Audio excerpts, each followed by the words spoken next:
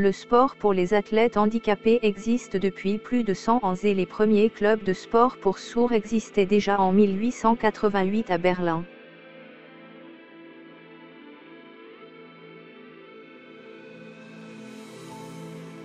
Après la Seconde Guerre mondiale, les méthodes traditionnelles de réhabilitation ne pouvaient pas répondre aux besoins médicaux et psychologiques de nombreux soldats et civils atteints d'un handicap.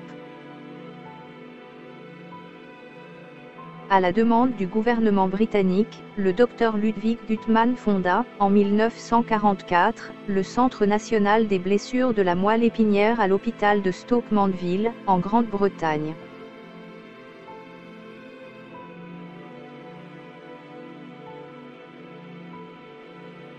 Guttmann a introduit le sport comme loisir et comme outil d'aide au traitement et à la réhabilitation. Les Jeux de Stoke Mandeville ont vu le jour le 28 juillet 1948, le jour de l'inauguration des Jeux olympiques de Londres. Le Dr Guttmann a organisé la première compétition pour les athlètes en fauteuil roulant qu'il a nommé les Jeux de Stoke Mandeville, un jalon dans l'histoire paralympique. Ils impliquaient 16 militaires et une femme blessée qui ont pris part au tir à l'arc. En 1952, des anciens combattants néerlandais ont rejoint le mouvement et les Jeux internationaux de Stoke Mandeville ont été fondés. En 1960, pour la première fois, les Jeux internationaux de Stoke Mandeville ont eu lieu dans le même pays et la même ville que les Jeux olympiques, c'est-à-dire à Rome. Ils sont entrés dans l'histoire comme les premiers Jeux paralympiques, avec 400 athlètes de 23 pays. Les premiers Jeux olympiques d'hiver ont eu lieu en 1976, à Örnsköldsvik, en Suède. Le terme « paralympique », faisant référence à « parallèle » de la préposition grecque « para » et « olympique », illustre la manière dont les deux mouvements coexistent. Paralympique est le terme officiel des Jeux depuis 1988.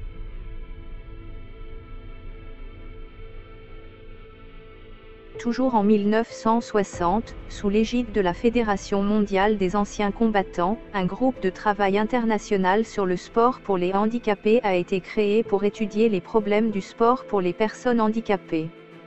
Cela a abouti à la création, en 1964, de l'Organisation internationale du sport pour les handicapés, ISO, qui offrait des opportunités aux athlètes qui ne pouvaient pas s'affilier aux Jeux internationaux de Stoke Mandeville, malvoyants, amputés, personnes atteintes de paralysie cérébrale et paraplégiques.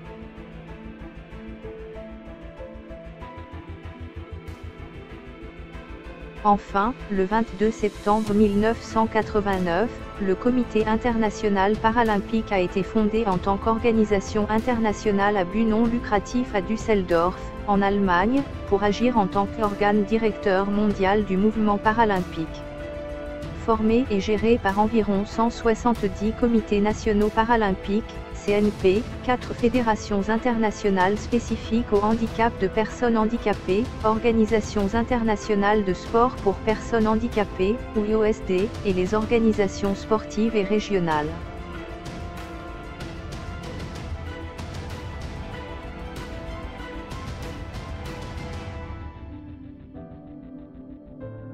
Le symbole actuel de l'IPC, logo, a été créé en 2003. Il s'agit d'un symbole en mouvement, composé de 3 agitos, qui signifie « je bouge » en latin, entourant un point central pour souligner le rôle de l'IPC de réunir les athlètes de tous les coins du monde et leur permettre de participer à des compétitions, mais également pour illustrer le fait que les athlètes paralympiques inspirent et stimulent constamment le monde avec leurs performances, le fait qu'ils aillent toujours de l'avant et qu'ils n'abandonnent jamais. Le nouveau symbole paralympique se compose de 3 éléments, en rouge, bleu et vert, les 3 couleurs les plus représentées dans les drapeaux nationaux du monde.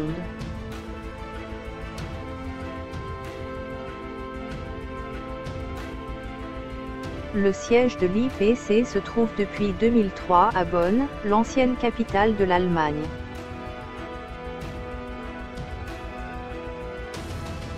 L'IPC se compose de l'Assemblée générale, du conseil d'administration, de l'équipe de direction et de plusieurs conseils et comités permanents.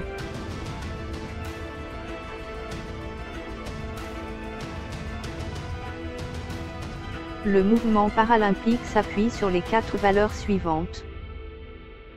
Courage, détermination, inspiration et égalité.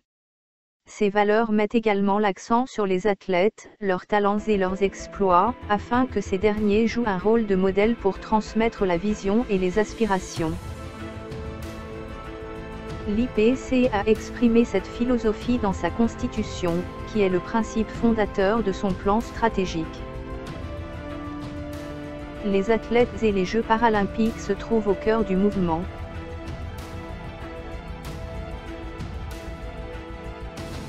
Leurs performances et leurs histoires incroyables enseignent les valeurs d'acceptation et d'appréciation aux personnes atteintes d'un handicap.